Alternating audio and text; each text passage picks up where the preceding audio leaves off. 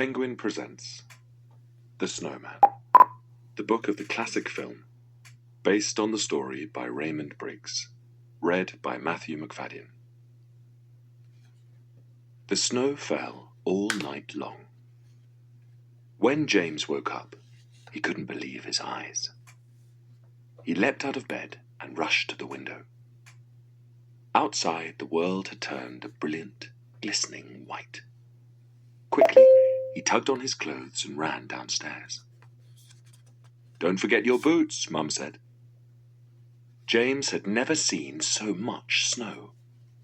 He played for hours, stamping up and down the garden. Then he started to roll a snowball, and it got bigger and bigger. Soon it was so big that it gave James a brilliant idea. He would make a snowman. Carefully, he built the body, then rolled another ball for the head. James ran inside and found a tangerine for the nose, 2 pieces of coal for eyes, an old green hat, and a matching scarf. Last of all, James gave his snowman a great big smile. He was perfect. "Time for dinner," Dad called. All evening, James sat by the window so that he could gaze at his wonderful snowman. He would have stayed there all night, but it was soon time for bed. As he brushed his teeth, James took one last look at his snowman.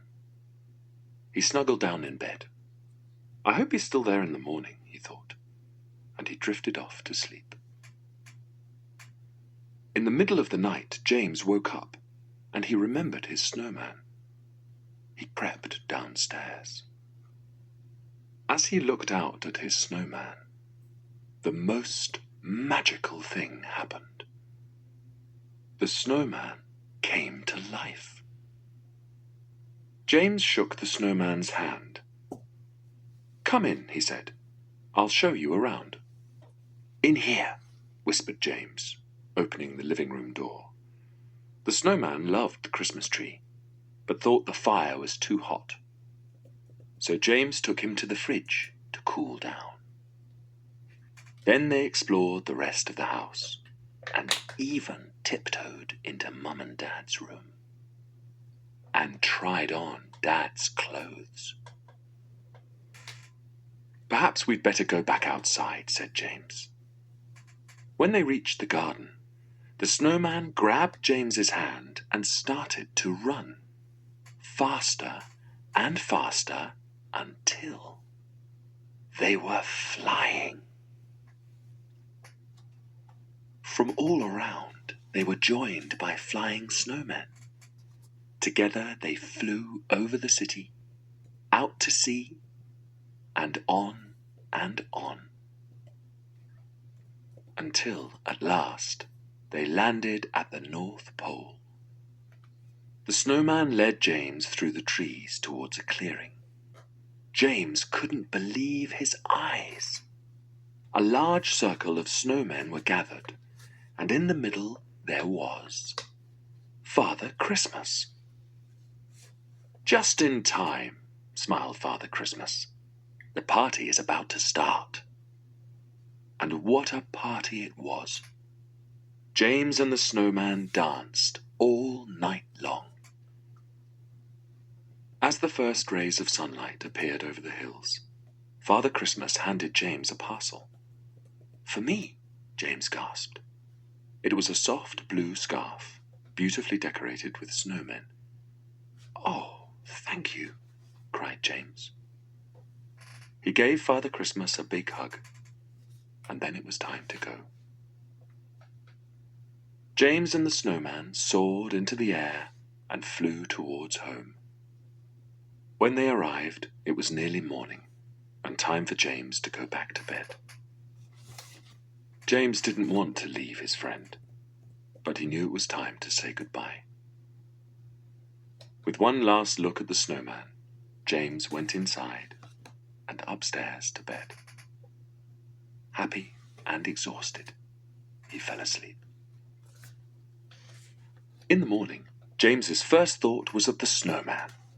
He jumped out of bed and raced down the stairs, past Mum and Dad, out of the door, and into the garden.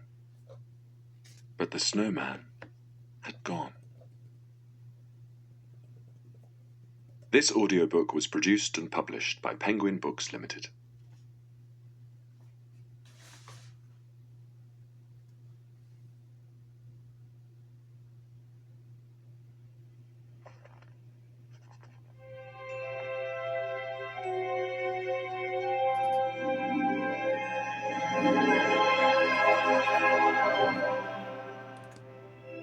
The Snowman and the Snowdog, based on the characters created by Raymond Briggs, and the story written by Hilary Orders and Joanna Harrison.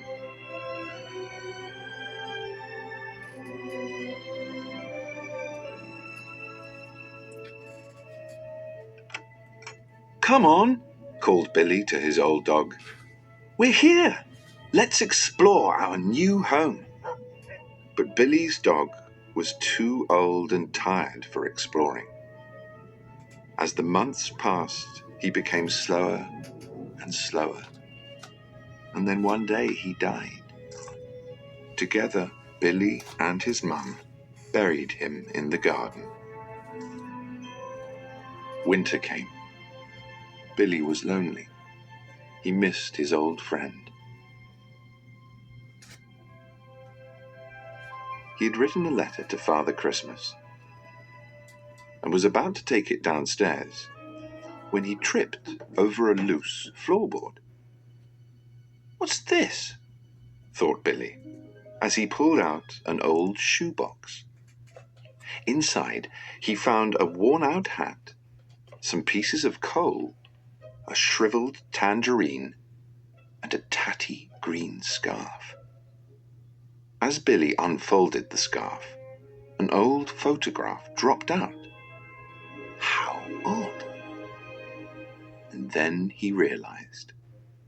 Another boy had lived here and made an amazing snowman. "I'm going to make a snowman too," thought Billy, "just like his one." He took the box and ran outside and began to build his own snowman. He used 2 pieces of coal for the eyes and a new tangerine for the nose. And last of all, he gave him a great big smile. His snowman was perfect. But there was still plenty of snow left.